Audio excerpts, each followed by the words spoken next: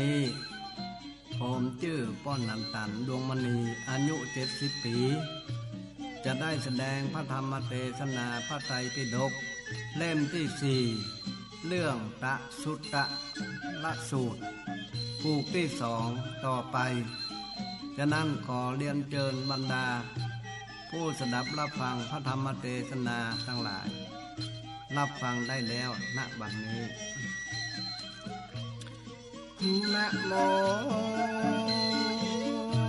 ตัสสะภะคะวะโตอะระหะโตสัมมาสัมพุทธัสสะสัทธัมมาปะหุกาลาสัทธัมมาภาเวตปาสัทธัมมาปะลิญญนาสัทธัมมาปะหาสัพพะสัทธัมมาหานภา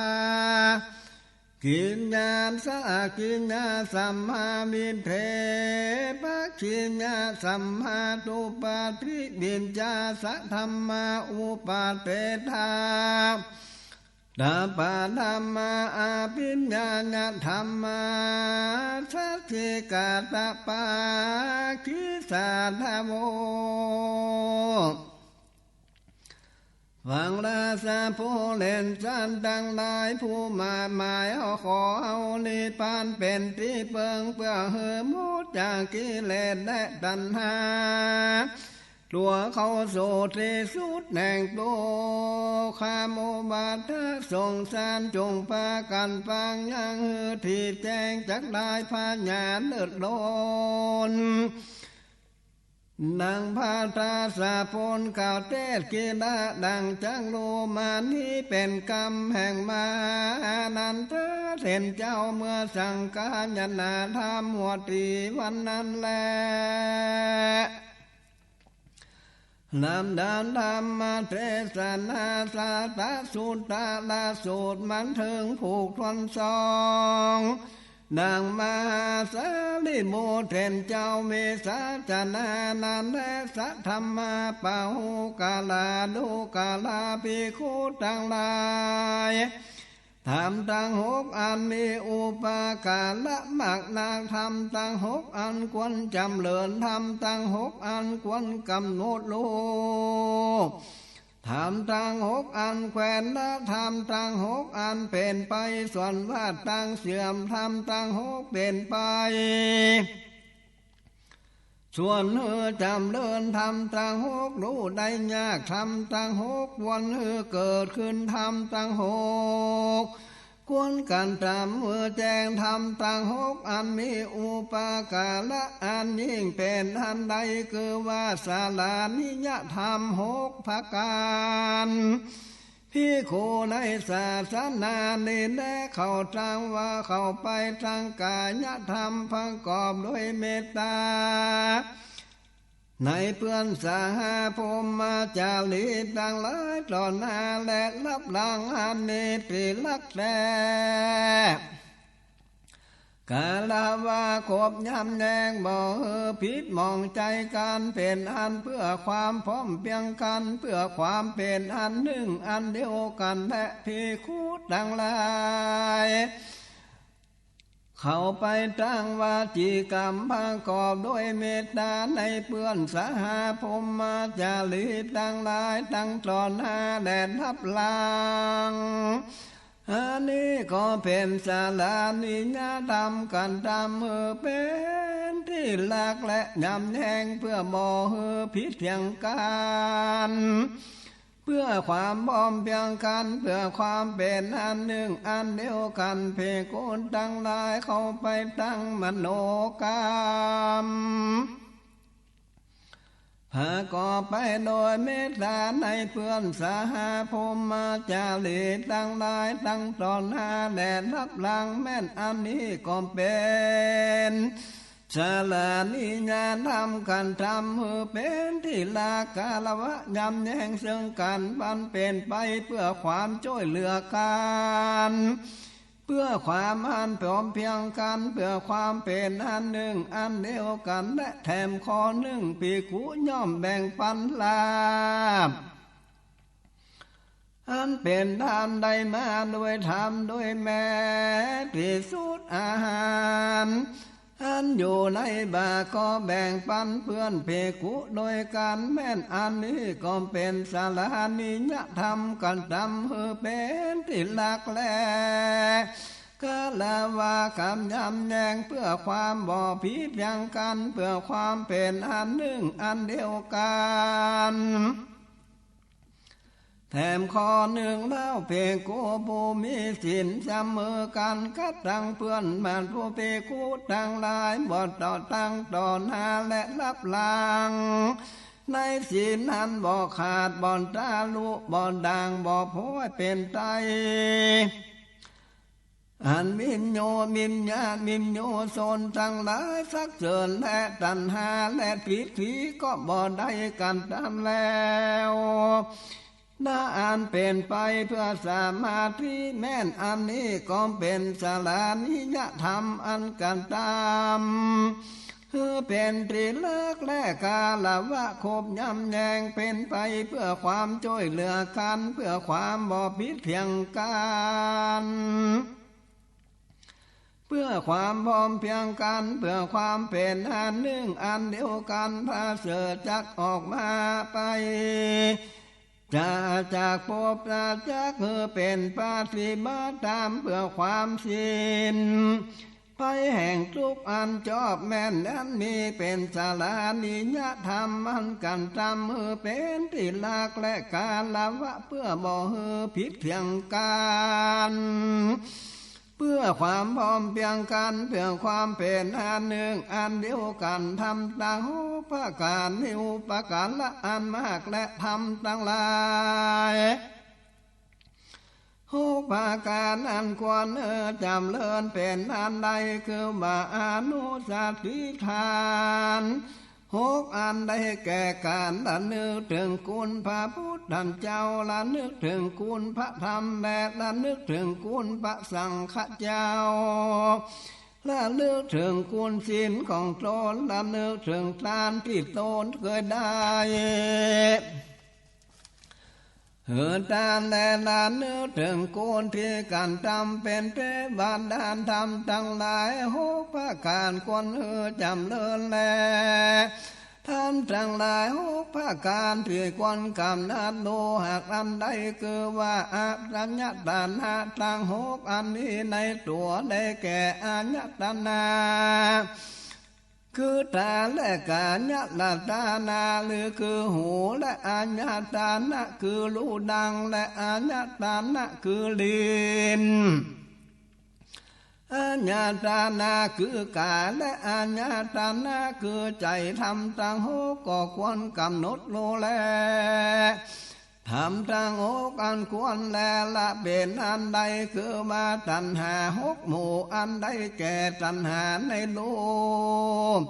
ตัณหาในเสียงและตัณหาในกลิ่นตัณหาในโลภตัณหาในโผฏฐัพพะตัณหาในธรรมและ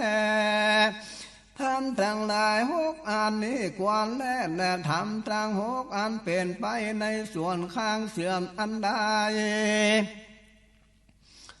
คือว่าได้แก่ความบอกกาลาวะหกพังการคือเปกุในธรรมวินัยนี้บ่มีความเบียดความกาลาวะและครบยามในพระพุทธเจ้าในพระธรรมพระสังฆเจ้าในการศึกษาและในความบอบประมาทในปฏิสันทานและทำหกภาการเป็นไปส่วนต่างเสื่อมและทำทั้งหลายหกภาการอันเป็นไปในส่วนที่จะเลินเป็นอันใดคือว่าได้แก่ความกาลวะหกภาการอันภิกขุในพระธรรมวินัยนี้มีกาลวะย้ำแยงในพระพุทธเจ้าในพระธรรมเจ้าและพระสังฆาในความศึกษาและในความบ่ประมาทในความปฏิสันทานทำตั้งหกพังการนี้เป็นไปส่วนข้างจำเดินทำตาหกรู้ได้ยากเป็นอันใดคือว่าธาตุอัน เป็นที่ตั้งแห่งความสลัดออกทางโหคือว่าภิกขุในธรรมในมิในนี้ควรกล่าวอย่างนี้ว่าเมตตาเจโตวิมุตติเราได้จำเดินแล้วกันตามมากแล้วเนี่ยเป็นดังญาณการตามมือเป็นบาดูดังที่ตั้งกองและสั่งสมพาลบแล้วและเมื่อเป็นดังปัญญาบาทอันครอบงำจิตแห่งคนเล่านั้นแลโยบนั้นแลปีคู่พูนถูกกล่าวอย่างนี้ว่า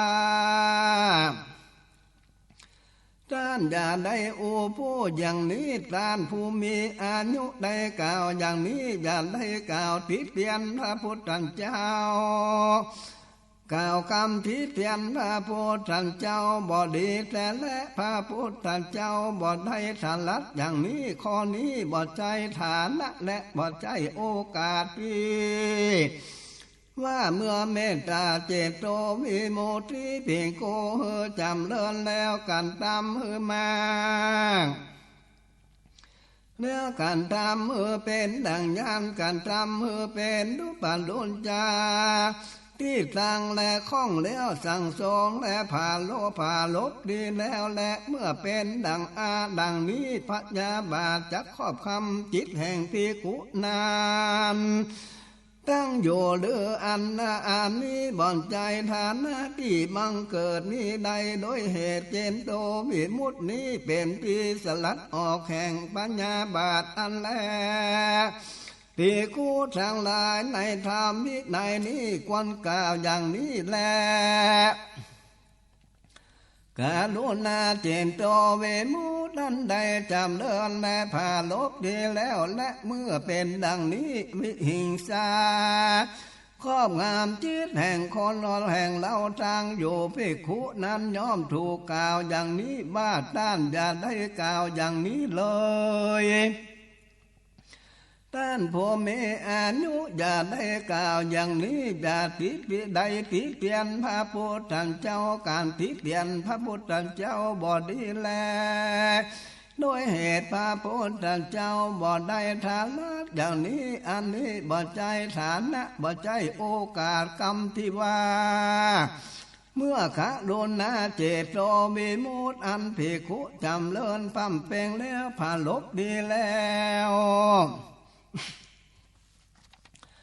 เมื่อเป็นดังนี้บิหิงสารครอบงามจิตแห่งภิกขุนั้นดังนี้บ่อนใจว่าฐานะจังมีได้โดยเหตุว่าเจโตมีโมดเป็นอันที่สาลัดออกไปแห่งวิหิงสาและภิกขุในธรรมและวินัยนี้กล่าวว่าอย่างนี้ว่ามุทิตาเจโตมีมูลเราจำเลินแล้วผ่าลบดีแล้วและเมื่อเป็นดังนี้อลาติยังครอบงามจิตแห่งคอของเราและอยู่บุกภิกขุนั้นย่อมถูกกล่าวอย่างนี้บ้าต้านอย่าได้โตญูอย่างโตดอูอย่างนี้แลท่านผู้มีอายุอย่าได้ติเตียนพระพุทธเจ้าการติเตียนพระพุทธเจ้านั้นบ่ดีแต่และเหตุว่าพระพุทธเจ้าบ่ได้ถลัดอย่างนี้และข้อนี้บ่ใจฐานะบ่ใจโอกาสกรรมที่ว่าเมื่อโมทินตาเจโตวิมุตติภิกขุนั้นจำเลินแล้วพาลบดีแล้วเมื่อเป็นดังนี้ลาติอาลาติก็จะครอบงำจิตใจของภิกขุอันนั้นตั้งอยู่ดังนี้หมดใจฐานะที่นี้ที่จักมีได้เห็นว่าเจโตวิมุตตินี่เป็นที่สลัดออกแห่งอาลาติและกรรมที่ว่าเมื่ออุเบกขาเจโตวิมุตติภิกขุก่อนจำเลินพาลบดีแล้วแลเมื่อเป็นดังนี้ลาคะยังครอบงำจิตใจ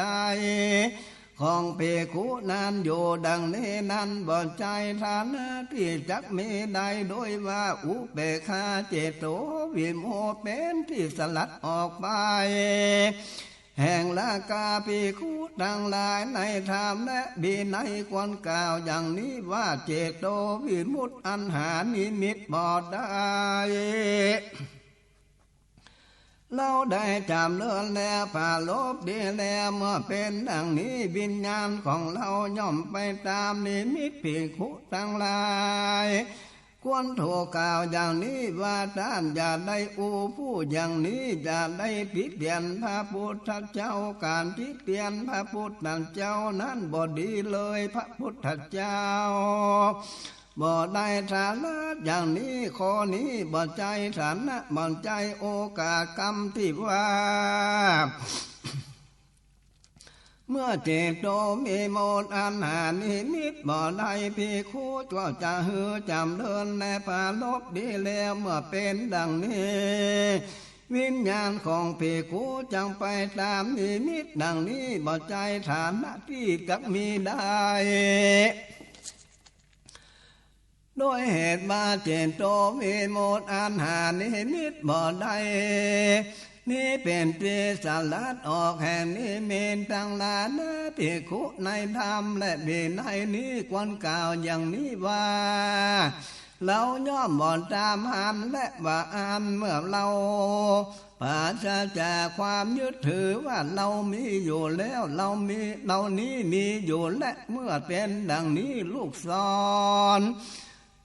คือว่าความสงสัยอันเป็นตัวบิดจี้กิมสารครอบงำจิตแห่งเราตั้งอยู่ในภิกขุอันควรถูกกล่าวอย่างนี้ว่าท่านอย่าได้ว่าอย่างนี้และอย่าได้ละหิปิเตียนพระโพธิเจ้าการที่เตียนพระโพธิเจ้าบ่ดีและพระพุทธเจ้าบ่ก็ได้สลัดอย่างนี้ข้อนี้บ่ใจฐานะบ่ใจโอกาสกรรมที่ว่าเมื่อพระภิกขุบ่ตาม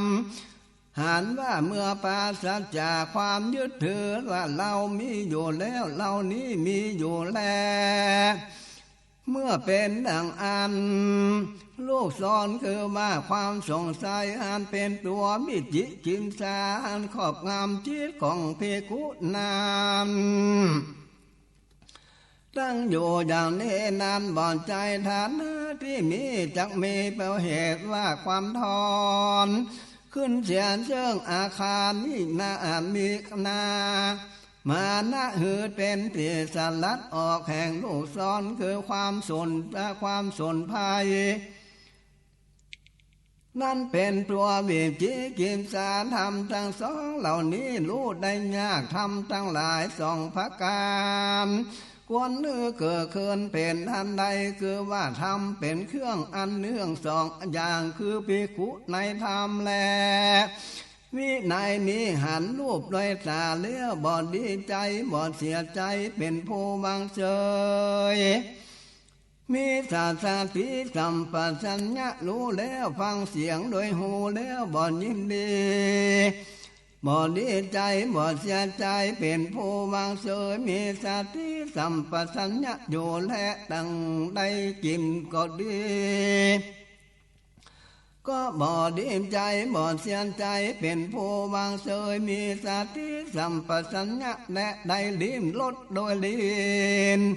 แล้วก็บ่ดีใจบ่เสียใจเป็นผู้วางเฉยมีสติสัมปชัญญะอยู่และได้ถูกต้องโอทำพาโดยกาแล้วบ่ดีใจบ่เสียใจเป็นผู้วางเฉยมีสติสัมปชัญญะอยู่ยังทำโลธรรมลมโดยใจอันเดียวบ่ดีใจบ่เสียใจเป็นผู้วางเฉยมีสติสัมปชัญญะดันทั้งสองเหล่านี้ควรฮือเกิดขึ้นแล้วทำทั้งสองพระการควรรู้ยิ่งอันใดเป็นอันใดคือว่าอนุตตริยะสองอันได้แก่ทัศนานุตตริยะความหันอันยอม ภาวนานุตตริยะความฟังและอันยอมและพลาภานุสาตินิญญา หน้าความอย่างเยี่ยมและทิคานุตตาลิญะคือความศึกษาอย่างเยี่ยมและปาลิจาลิญานุตตาลิญะความบอกมาความบำเริญอย่างเยี่ยมแลอนุสาสันตานุตตาลิญะความระลึกมีอย่างเยี่ยมและทำทั้งหลายสองประการกวรู้เย่งและทำตั้งหลายโหภาการที่ควรกันทำหัวแจ้งเป็นอันคือว่าอาภิญญาณหกอันเป็นโกในธรรมะเป็นในนี้ย่อมได้ฤทธิหลายประการคือว่าการทำคนเดียวเป็นหลายคนก็ได้หลายคนเป็นคนเดียวก็ได้การทำมือปรากฏก็ได้การทำมือหายก็ได้แต่รูปฟ้ากำแพงและภูเขาไปก็ได้บ่ติดขาดเหมือนไปในที่ว่างนั่นแหละผู้คืนดำลงในแผ่นดินเหนือน้ำก็ได้เดินบนน้ำก็บดแตกเหมือนดังบนแผ่นดินก็ได้สัญญองไปในอากาศเหมือนนกก็ได้ลูกคำพระจันทราทิศอันมีอิทธิฤทธิมีอนุภาพพามักนักโดยฝ่ามือก็ได้ใจอำนาจตั้งกายไปตลอดพรหมโลกก็ได้ยินเสียงสองพระการ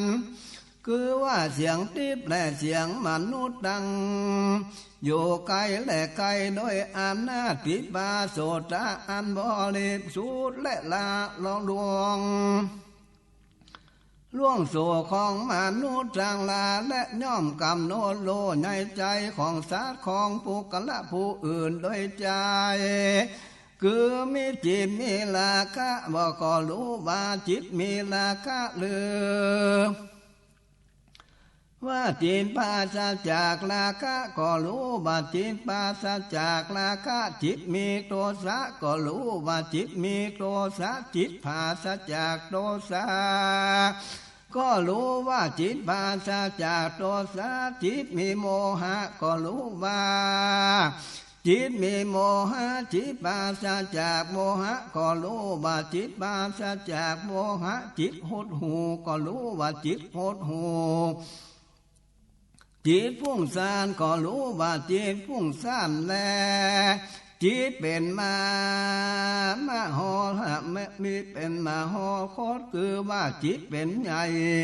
อันใดแล่นประกอบด้วยฌานโดรู้ว่าจิตเป็นมโหและสุคตลือจิตก็เป็นมโหดาคตก็รู้และจิตบ่เป็นมโหละโคตก็รู้และมีจิตอันยิ่งกว่าก็รู้ว่าจิตมีอันมียิ่งกว่าอันใดหรือว่าจิตบ่มีจิตยิ่งกว่าก็รู้ว่าจิตบ่มีจิตอื่นยิ่งกว่าจิตเป็นสมาธิก็รู้ว่าจิตเป็นสมาธิรู้ว่าจิตเป็นสมาธิก็รู้ว่าจิตบ่เป็นสมาธิจิตหลุดพ้นก็รู้ว่าจิตหลุดพ้นจิตบ่หลุดพ้นก็รู้ว่าจิตบ่หลุดพ้นและยอมละนึกถึงเป็นอันมากและกวนละนึกในจาดหนึ่งพ่องสองจาดพ่องสามจาดพ่องสี่จาดพ่องและ10จาดพ่อง20จาดพ่อง30จาดพ่องและ40จาดพ่อง50จาดพ่องและ100จาดพ่องพันจาดพ่องแสนจาดพ่องและตลอดสังวิกาถ้ากับอันเป็นอันมากตลอดวิทากับอันเป็นอันมากพ่องทำนานนางวิเวมิทากะบิทากะเป็นอันมากก็ว่าได้พบนั้นและเราก็ได้ชื่อว่าเยี่ยงดังนั้นแลมีโคตรเงาอย่างนั้นและมีผิวพรรณอย่างนั้นมีอาหารอย่างนั้นเสวยสุทุกอย่างนั้นมีกามโนดอายุเท่านั้นจิตโจรตีนตาจากพบไป แล้วได้ไปเกิดในภพอันนั้นแม้ในภพนานเราก็มีชื่อว่าอย่างนั้นมีโคตรเงาอย่างนั้นมีอาหารอย่างนั้นอยู่สักเสวยสุขเสวยทุกอย่างนั้นมีกำหนดอายุเท่านั้นกันว่าจุติตายจากภพนั้นแล้วก็ได้ไปเกิดในภพนี้ควรละเนื้อถึงจาก่อนได้เป็นอันนักมาเป็นนักพร้อมโดยพระการพร้อมโดยอุเตสะโดยภาการดังนี้แหละย่อมหันยังหมู่สัตว์กำลังจุติกำลังอุบาเลวและพาณิชมีผิวพรรณวันนะมีผิวพรรณวันนะบอดีได้ดีตกตกยากโดยทิพาจักคูอันบริสุทธิ์สุดลวงจักคูของมนุษย์ย่อมรู้สารแจ้งแห่งหมู่ซาเป็นไปตามกรรมแห่งสัตว์เหล่านี้พังกอบโดยกายทุนจาริตวาจีทุจาริตมโนทุจาริตติเตียนหลิญญาเจ้าเป็นมิจฉาทิฏฐิยึดถือการกันตำโดยอำนาจแห่งมิจฉาทิฏฐิเมื่อตายไปเขาก็จังได้ถึงอบายทุกขาทิวินิบามินิบาตนาโลกส่วนกันว่าสัตว์เหล่านั้น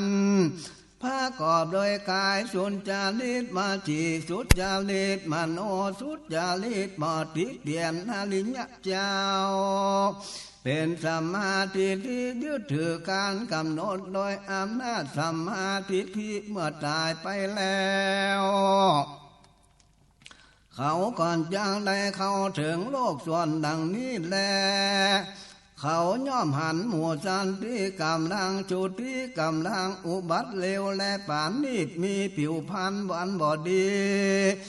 ได้ดีตกยากโดยติดบาจากคู่อันบริสุทธิ์ล่วงจังคู่ของมนุษย์ทั้งหลายย่อมจะรู้แจ้งเชิงหมู่สัตว์ดำเพ็ญไปตามกรรมโดยพระการดังนี้แลเขาก็กัดตามแจ้งเส้นเจตโตวิมุตติปัญญาวิมุตติอันหาอาสาวะบ่ได้โดยเหตุว่าอันสิ้นไปโดยปัญญาอันยิ่งเองในปัจจุบันอันเขาถึงแล้วทำทั้งหลายหูภาการอันนี้กองควันกันตามเฮือแจ้งท่านทั้ง60ดังใดกล่าวจี้มานี่แหละเป็นของดีเป็นของจริงแต่และบ่มีแผ่ไปอย่างอื่นและอันตถากันตะรู้แล้วโดยอันจอบและทำทั้งหลาย7 ประการมีอุปการะยิ่งทำ7 ประการควรฮือจำเริญทำ7 ประการควรกำหนดรู้โดยทำ7 ประการควรกละวะทำ7 ประการนั้นเป็นไปส่วนข้างเสื่อมทำ7 ประการเป็นไปในข้างที่ฮือจำเริญทำ7 ประการผู้ใดรู้ได้ยากทำ7 ประการควรฮือเกิดขึ้นทำ7 ประการควรรู้ยิ่งทำ7 ประการควรกระทำฮือแจ้งทำ7 ประการมีอุปการะยิ่งเป็นนั้นเป็นอันใดชื่อว่าอริยสัจ7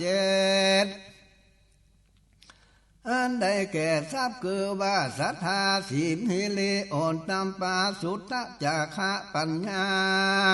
ทำ7 ประการมีอุปการะอันยิ่งและทำ7 ประการควรกันตามมือจำเริญเป็นอันใดคือว่าโพชฌงค์7ได้แก่สัพพิสัมโพชฌงค์ธรรมาวิจาญะสัมโพชฌงค์และวิริยะสัมโพชฌงค์ปีติสัมโพชฌงค์ปัสสัทธิสัมโพชฌงค์สมาธิสัมโพชฌงค์อุเบกขาสัมโพชฌงค์ทำ7 ประการนี้ควรจำเริญและทำ7 ประการควรกำหนดรู้โดยอันใดคือว่าวิญญาณ ทิฏฐิเจ็ดอันใดแก่สัตว์เหล่านึงมีกายต่างกันมีสัญญาต่างกันคือว่าพวกมนุษย์และเทวดาบางพวกเป็นพวกอันนี้เป็นวิญญาณทิฏฐิข้อหนึ่งและสัตว์เนื้อเหล่านึงมีกายต่างกันมีสัญญาอย่างเดียวกันคือว่าพวกเทวดาอันอยู่ในจำพวกพรหมผู้เกิดในภูมิปาธรรมสารอันนี้เป็นวิญญาณทิฏฐิสองข้อสองและสัตว์เหล่านึงมีกายอย่างเดียวกันมีสัญญาต่างกันคือว่าพวกพรหมภาษาละนี้เป็นวิญญาณทิฏฐิข้อสามและสัตว์เหล่านึงมีกายอย่างเดียวกันมีสัญญาอย่างเดียวกันคือพวกเทวดาสุภาคินหานี่เป็นวิญญาณทิฏฐิข้อสี่สัตว์เหล่านึงเข้าถึงอากาสานัญจายตนะว่าอากาศหาที่สุดบ่ได้โดยเหตุล่วงรู้ประสัญญาโดยประการต่างหลายนาเสื่องปฏิฆะสัญญาบอกกัดดำไว้ในใจซึ่งนานัตสัญญาอันนี้เป็นวิญญาณทิฏฐิข้อที่ห้าและสัตว์เหล่านึงเข้าเถิงวิญญาณนั้นจะญัตนะว่าวิญญาณหาที่สุดบ่ได้โดยเหตุล่วงอากาสานัญจายตนะโดยภาการต่างหลายนี่แหละอันนี้เป็นวิญญาณทิฏฐิข้อที่หกและสัตว์เหล่านึงเข้าเถิงกิมจัญญาญัตนะว่าน้อยนึงบ่มีโดยเหตุล่วงวิญญาณญัตนะโดยภาการต่างหลายและอันนี้เป็นวิญญาณทิฏฐิข้อที่เจ็ดและธรรมเจ็ดภาการนี้ควรกำหนดรู้แล้วแลภาการที่ควรละอันเป็นอันใดคือว่าอนุสัยเจ็ดอันใดแก่อนุสัยคือว่ากามาราคะปาทิฆาทิฏฐิวิจิกิมสามัญญภาวะราคะอวิชชาธรรมเจ็ดอันนี้ควรละเสียและธรรมเจ็ดภาการที่เป็นไปในส่วนข้างเสื่อมเป็นอันใดได้แก่อาสัตธรรมเจ็ดอันภิกขุในธรรมและเบญในนี้เป็นโพบ่มีศรัทธาบ่มีหิริบ่มีโอตตัปปะมีสูตรน้อยขี้ขาลงลืมสติมีปัญญาอันตันยอบทำเจตภาการหานี้เป็นไปในส่วนทั้งเสื่อมและทำเจ็ดบางการที่เป็นไปในส่วนข้างจำเริญอันใดได้แก่สัทธรรมเจตอันภิกขุในธรรมเบญในนี้เป็นผู้มีศรัทธามีหิริโอตตัปปะมีสูตรมากปาลาความเพียรเข้าไปตั้งสติในวิญญาณเมตปัญญาธรรมเจ็ดประการนี่เป็นส่วนข้างเจริญธรรมเจ็ดประการที่รู้ได้ยากเป็นอันใดได้เนื่องและสัพโพเดสธรรมเจ็ดอันคือว่าภิกขุในธรรมวินัยนี้เป็นผู้รู้เหตุรู้ผลรู้ตนรู้พามารู้กาลเวลารู้ปาเลมัตรู้จักเลือกโปกาลธรรมเจ็ดบางการนี้รู้ได้ยากธรรมเจ็ดภาการที่ควรเกิดขึ้นเป็นอันใดคือได้แก่สัญญาเจ็ดอันมีอนิจจสัญญาอนัตตสัญญาอสุภสัญญาอัตตินวาสัญญาปหานสัญญาวิลากสัญญานิโรธสัญญาธรรมเจ็ดประการเหล่านี้ควรเกิดขึ้นแล้วธรรมเจ็ดประการควรรู้ยิ่งเป็นอันใดได้แก่เทวา สาธุเจ็ดอันภิกขุในธรรมวินัยนี้เป็นผู้มีสันทกาในการเทศสมาทานสิกขาและบ่ปราศจากความละใคร่ในการสมาทานสิกขาในการละต่อไปนี้และมีสันทกา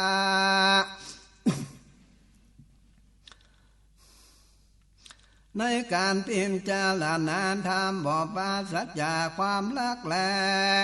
ใครในการพิจารณาธรรมในกาละต่อไปและมีสันทกากาในการกำจัดความยา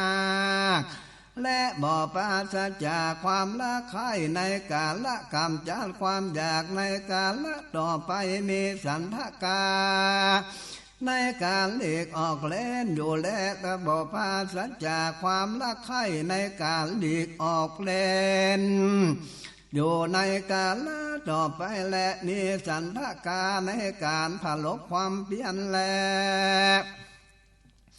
บ่ปราศจากความละใครในการละผลบด้วยความเปลี่ยนและบ่ปราศจากความละใครในการผลบความเปลี่ยนในการละต่อไปแลมีสันทกาในสัตว์ที่เป็นเครื่องหลังจากตนบ่ปราศจากความละใครในสัตว์ที่เครื่องรักษาตนในกาลต่อไปและมีสันทกาในการแต่งตลอดโดยอำนาจความหันในบ่ปราศจากความละใคร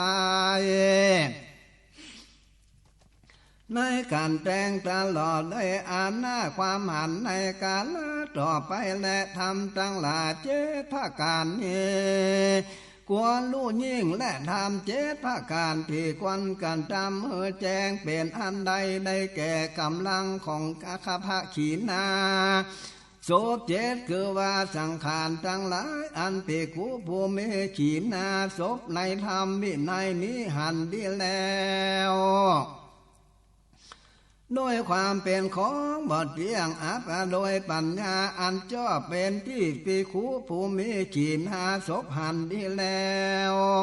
เรื่องสังขารทั้งหลายโดยความเป็นของบ่เที่ยงโดยปัญญาจันจอบด่านเดิมเป็นจริงนี่แลเป็นกำลังของภิกขุผู้มีขีณาศพอันสลายแล้วย่อมปฏิปฏิญญาณความสิ้นอาสวะใดว่าอาสวะของเรานี้สิ้นแล้วและแถมขอนึ่งกามทั้งหลายเสมือนโดยลุมฐานไปภิกขุผู้ขีณาศพหันดีแล้วโดยปัญญาอันชอบตามเป็นจริงข้อที่ภิกขุผู้มีขีณาศพหันดีแล้วโดยปัญญาอันชอบตามเป็นที่เป็นจริงข้อที่ภิกขุมีขีณาศพหันดีแล้วซึ่งการทั้งหลายอันเสมือนหลุมฐานไฟนั้นโดยปัญญาอันชอบตามเป็นจริงนี่แหละเป็นกำลังของภิกขุขีณาศพที่ภิกขุขีณาศพอาสลัยแล้วย่อมปฏิญญาณความสิ้นอาสวะบ้าได้อาสวะของเหล่านี้สิ้นแล้วแถมข้อหนึ่งจิตของเพียงขุขีณาศพผู้น้อมไปในวิเวกโอนไปในวิเวกเอื้อมไปในวิเวกตั้งอยู่ในวิเวกยินดีซึ่งเนคขมะกิจจากเนคขมะสิ้นสุดแล้วจากอาสวะฐานอิญญาธรรมโดยประการทั้งหลายนี้เป็นกำลังของภิกขุผู้ขีณาศพที่ภิกขุผู้มีขีณาศพอาสลายแล้วย่อมปฏิญญาณด้วยสิ้นภาวะอันใดว่าอาสวะเหล่านี้สิ้นและแถมข้อหนึ่งสติปัฏฐานสี่อันภิกขุผู้ขีณาศพอบรมแล้วแลซึ่งสติปัฏฐานทั้งสี่นี้เป็นกำลังของภิกขุผู้มีขีณาศพที่ภิกขุอาสลัยแล้วย่อมมานาทินนาความสิ้นอาสวะใดอาสวะของเราสิ้นแล้วแล ข้อหนึ่งอินทรีย์ห้าภิกขุขีณาสพอบรมดีแล้วซึ่งอินทรีย์ห้าเป็นกำลังของภิกขุโภขีณาสพอาสาไหลแล้วย่อมปฏิญญาความสิ้นอาสาวะได้ว่าอาสาวะของเราสิ้นแล้วแถมคนหนึ่งโพธิทรงเจ็ดอันขีภขีนาจบอบรมดีแล้วซึ่งโพธิทรงเจ็ดนี้เป็นกำลังของภิกขุนี้เป็นภิกขุขีณาสพผู้อาสาไหลแล้วยอมปฏิญญาณความสิ้นอาสาวะได้ว่าอาสาวะของเราสิ้นแล้วแถมคนหนึ่งอริยมรรคมีองค์8ภิกขุผู้ขีณาสพอบรมแล้วซึ่งอริยมรรคมีองค์8นี้เป็นกำลังของภิกขุผู้ขีณาสพอาสาไหลแล้วย่อมปฏิญญาณความสิ้นอาสวะได้ว่าอาสวะของเราสิ้นแล้วแล ทำเจ็ดบางการมีควรการทำเมื่อแจ้งและทำตั้งหลายเจ็ดชีพการดังได้กล่าวที่มานี้เป็นของจริงแน่นอนบ่มีผิดไปอย่างอื่นอันตถากันตาถ้าละดูยิ่งโดยชอบและนาธรรมเทศนาตสุตตะละสูตรผูกทวนสองก็บังโกมสมเลสเดช